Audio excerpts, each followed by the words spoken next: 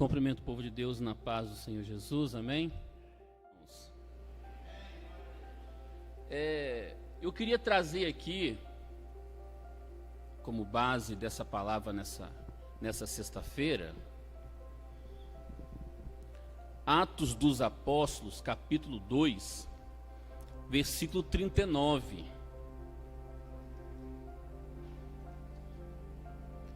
E eu gostaria que toda a igreja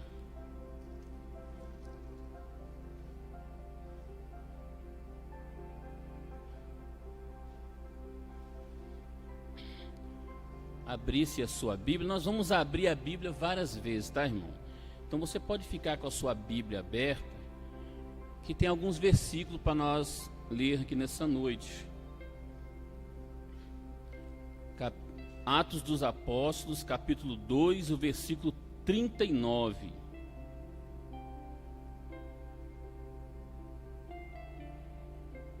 Amém, irmãos?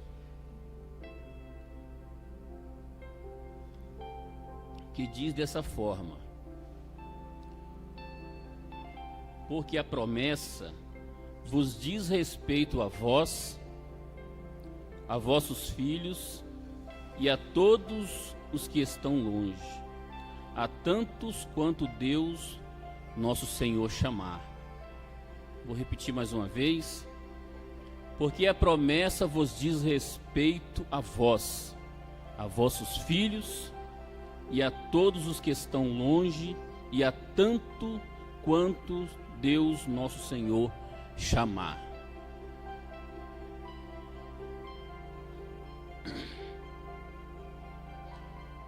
Irmãos, diante desse propósito, diante do propósito de alcançar a promessa, de fazer parte da promessa, de ser participante da promessa, é importante já deixar claro através desse versículo que o apóstolo Pedro falou, que às vezes algumas pessoas, presbítero Eduardo, passou muitos anos em busca dessa promessa. Tem pessoas que têm 5 anos buscando para receber o batismo no Espírito Santo ou com o Espírito Santo. Tem pessoas que estão há 10 anos buscando, outros 15, outros 20, porque quer fazer parte dessa promessa, quer ser participante, e até hoje não alcançou. E às vezes pode rolar um pensamento na pessoa de achar que esse mistério não é para mim. Esse mistério não é para mim, porque eu estou buscando há tanto tempo e eu não consegui alcançar. Eu vejo o irmão do meu lado sendo batizado com o Espírito Santo e eu não sou. O outro irmão do outro lado, no outro culto, foi batizado e eu não fui. Eu vi o irmão entregar uma profecia que Deus entregou e eu ainda estou aqui, nem em línguas falei. Então sempre rola esse sentimento e a pessoa fica frustrada e acha que ela não faz parte da promessa. Então eu quero dizer para você aqui nessa noite que essa promessa é para você. Porque a palavra está dizendo que é para você, não é porque eu estou querendo empurrar goela abaixo, não, é a palavra que está dizendo. Eu vou repetir, porque a promessa vos diz respeito a vós, aos vossos filhos, e a todos os que estão longe, e tantos quanto Deus nosso Senhor chamar. Olha só, é para todo mundo. Deus convida todo mundo para fazer parte dessa promessa. E para fazer parte desta promessa, nós sabemos que primeiro você precisa fazer parte da igreja. Presbítero Eduardo, a promessa ela foi oferecida para a igreja. A promessa foi oferecida para a igreja. No momento em que eu começo a fazer parte da igreja, eu tomo posse da promessa. Mas se eu não sou igreja, eu não alcanço a promessa. Não sei se os irmãos entendem essa palavra, por quê? Porque Jesus, quando ele estava completando 40 dias depois que ele ressuscitou, e ele estava dando as últimas instruções aos discípulos e aos apóstolos, e que a Bíblia diz, o apóstolo Paulo, lá na carta aos Coríntios, ele disse que era quase 500 irmãos que estavam participando daquelas últimas instruções de Jesus. Não era pouca gente, 500 pessoas estavam ali ouvindo Jesus antes dele subir ao céu. Então, todas essas 500 pessoas receberam essa promessa: ficai em Jerusalém, até que do alto sejais revestidos de poder.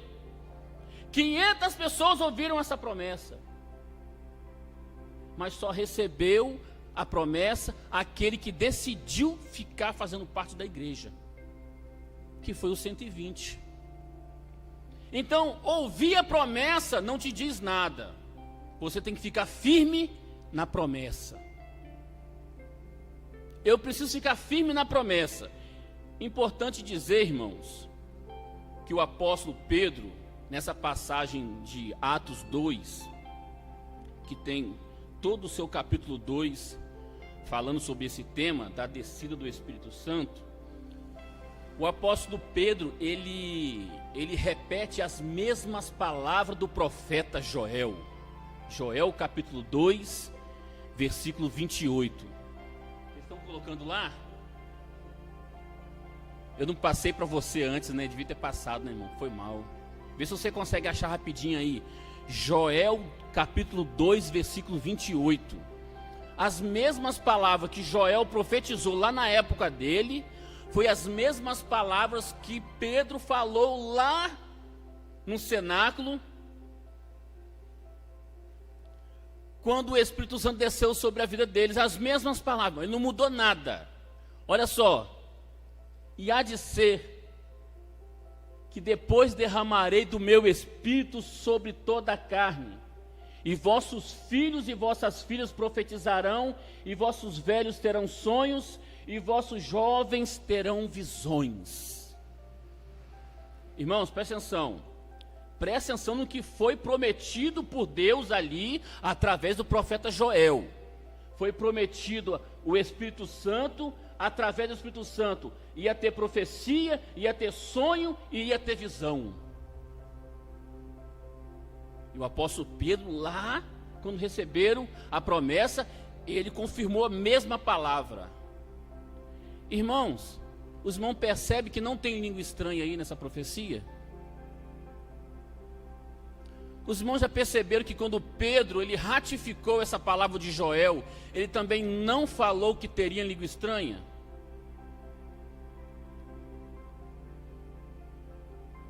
Mas foi o que aconteceu no dia que o Espírito Santo desceu. Um dos primeiros sinais que aconteceu no povo que recebeu a promessa foi a língua estranha. E é sobre isso que nós queremos falar aqui nessa noite.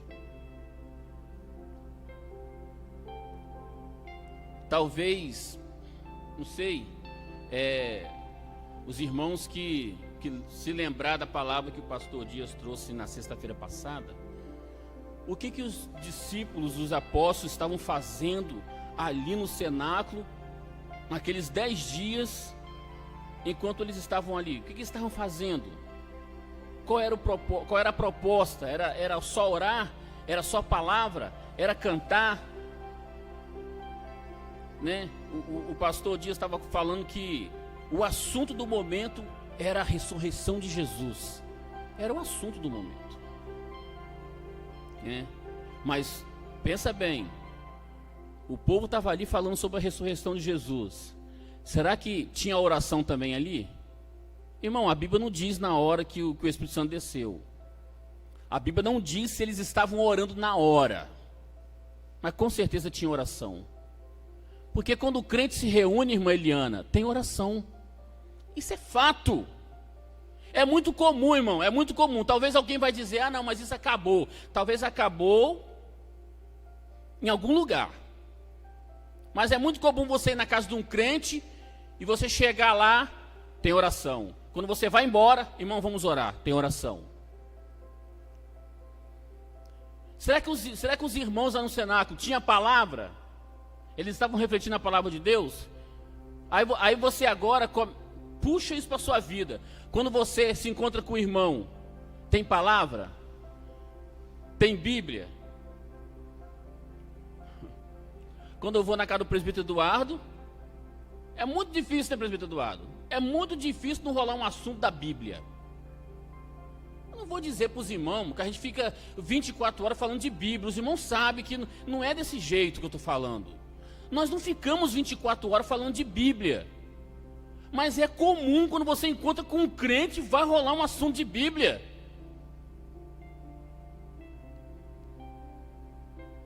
Então lá no cenáculo, estava rolando palavra. Estava acontecendo. Eles estavam ali na palavra.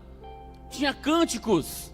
Eles estavam cantando hinos e louvores a Deus ali. Será que estava?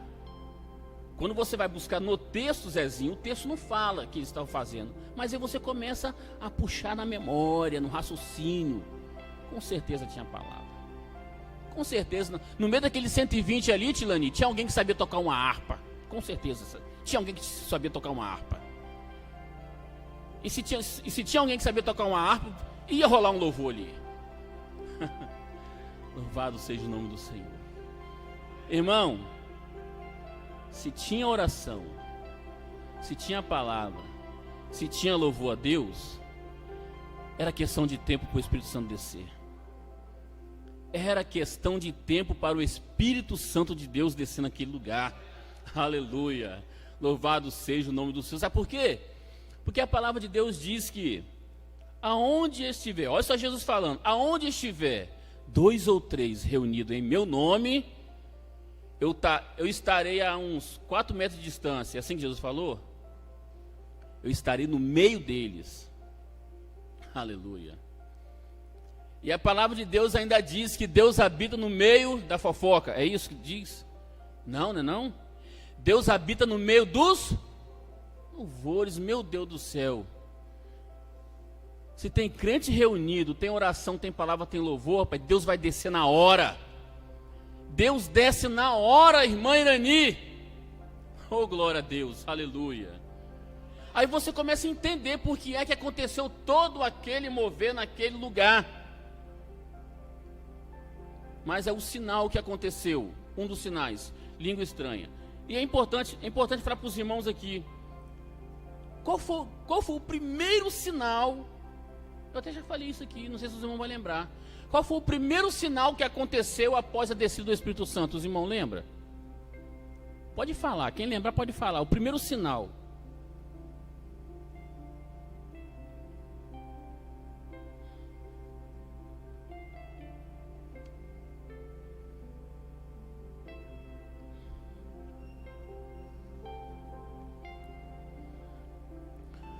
O primeiro sinal que aconteceu após a descida do Espírito Santo está até registrado em Joel. Está registrado em Joel. O primeiro sinal foi dom de visão. Entende? O profeta Joel não diz que vossos jovens terão visões?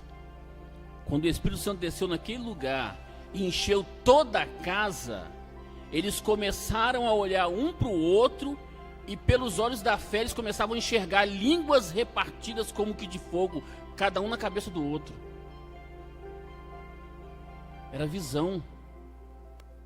Os olhos dele, irmão presbítero Zé Martins, foram abertos, eles começaram a ver línguas repartidas de fogo na cabeça. E quando eles viram aquele negócio ali maravilhoso, eles começaram a falar em outras línguas. Olha só que tremendo.